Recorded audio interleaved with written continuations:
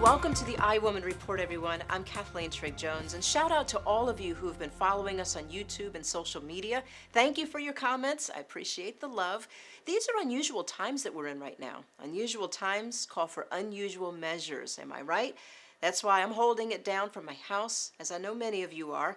As they say, the show must go on. All right. So here goes. There are a lot of new developments that we've been following. Here are some of the top stories.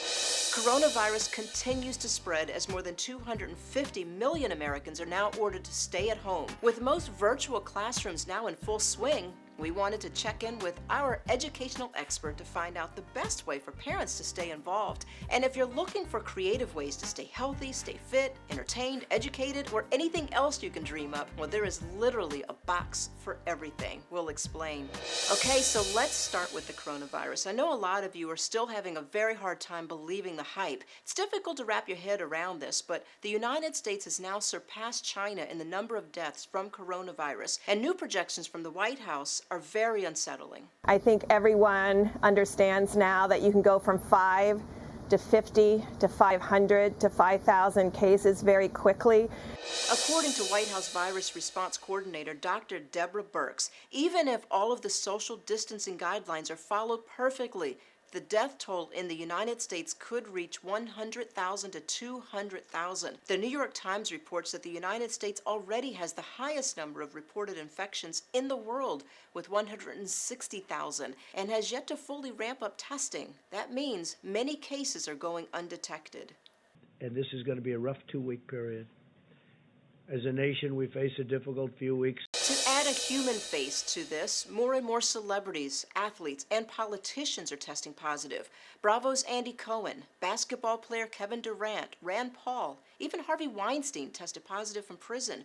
All of them have tested positive for corona, and the latest to add to this list is CNN host Chris Cuomo, little brother to New York Governor. My brother Chris is positive for coronavirus, found out this morning. Everyone is subject to this virus. It is the great equalizer. And our prayers go out to Chris and the entire Cuomo family, as well as all the other people who have personally been affected by the coronavirus around the world. We'll continue to monitor the corona spread, but right now, I want to switch things up a little bit and talk about what's become our new norm now that the majority of us Americans are on lockdown in our homes. I'm talking about boxed everything. Let's bring in Liz Samuel from her home in New Jersey. Hey, Liz. Hi, Kathleen. How are you today? I'm good. I'm holding up. I'm actually holding up better than I thought I would under the circumstances. Yeah, me too. Finding new creative ways to stay busy and stay sane. This is really new to me. Like, I don't do a whole lot of online ordering. I don't order my groceries. I am now. Yeah. I'm really into these boxes. Yeah, so I got into these boxes a few years ago for all kinds of things. We've been getting boxes all the time because I don't like to go shopping. I don't like it. There's a box for everything, though. Like, I didn't know that. I knew there were boxes, you can get food or you can get clothes. My little girl sometimes orders clothes, but you say there's a box for almost any and everything you can imagine. Oh, there's boxes for everything. You can get boxes of food, boxes of clothing, boxes of toys, boxes of books, beauty supplies. And this is what we've always been doing for the past few years. And especially during this time, it's super convenient to be able to just get the box. It shows up. I don't have to worry about going to the store. It's there. It's fun. And it actually comes out really good. And I'm learning how to cook because of these boxes. What are some of your favorites? Give me like your top boxes. So as I said, I love these meal kits, and my top one right now is Martha and Marley Spoon. It's Martha Stewart got together with another company, and they have these great boxes. The recipes are great. The food is very fresh, and I'm just really enjoying it. But in terms of other types of boxes, I get Stitch Fix and Wantable because I don't like to go clothes shopping. I love clothes. I love clothes and accessories, but I don't want to shop.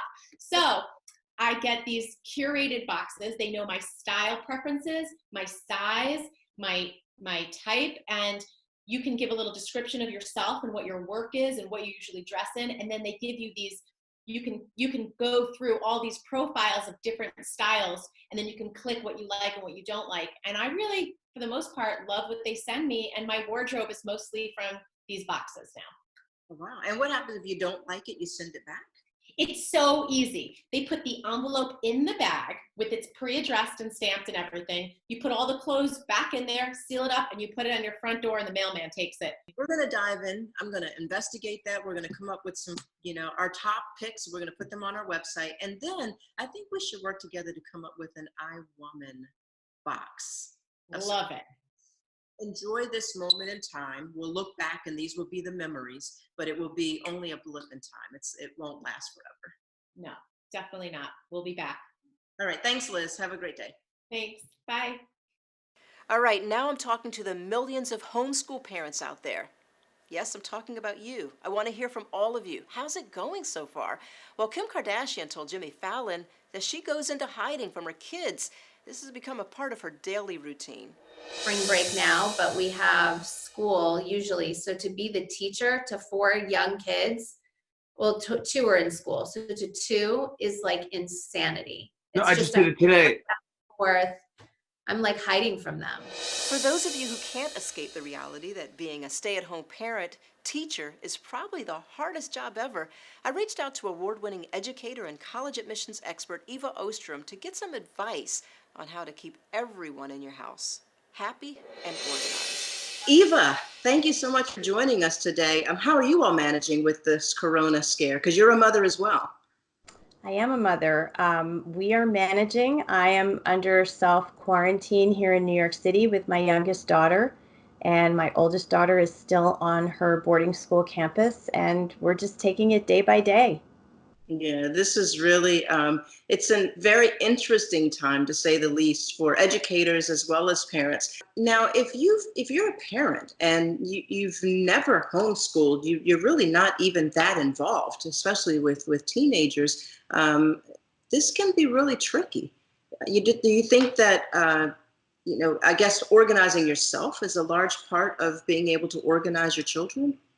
I do think that organizing yourself is a large part of being able to organize your children. I think that one of the things you can do if you are a parent and you do not have formal experience training or educating people, please reach out to your child's teachers and say, if I have to provide help at home, my daughter is having trouble with the paper that you assigned, what kinds of scaffolds, and that is a key word for anybody who is not an educator, write this down. What kind of scaffolds do you normally use in class to help children? Break that down for us. Let's take my own daughter as an example. She's in 8th grade and she's working on a paper. So what are the individual parts of the paper that the teacher is looking for? Well, the first thing was, where is the assignment sheet? She pulled the assignment sheet out of her bag. Part of the assignment sheet was no longer legible because it had been crumpled at the bottom of her bag. First thing I did was email the teacher, could you please resend the assignment sheet? Something as basic as that, right? Then we have the whole assignment sheet in front of us, and we start talking about the prompt that she's chosen to answer about a book that she read. And it's clear from the way that we're talking about it that we're each interpreting the question that the teacher asked in a different way. So I said, well, could you please email your teacher and ask for a clarification about the question? So don't hesitate to ask. Don't just assume that your child has to plod through on her own. Every school, including public schools, are offering kids the opportunity to email their teachers and ask questions, to set up online appointments for extra help. Take advantage of those times. In addition to everything that's going on with many school kids, this is college decision time. And this is also senior year for many kids who have had that completely interrupted. Graduations may not happen now. Senior proms may not happen now. Yeah.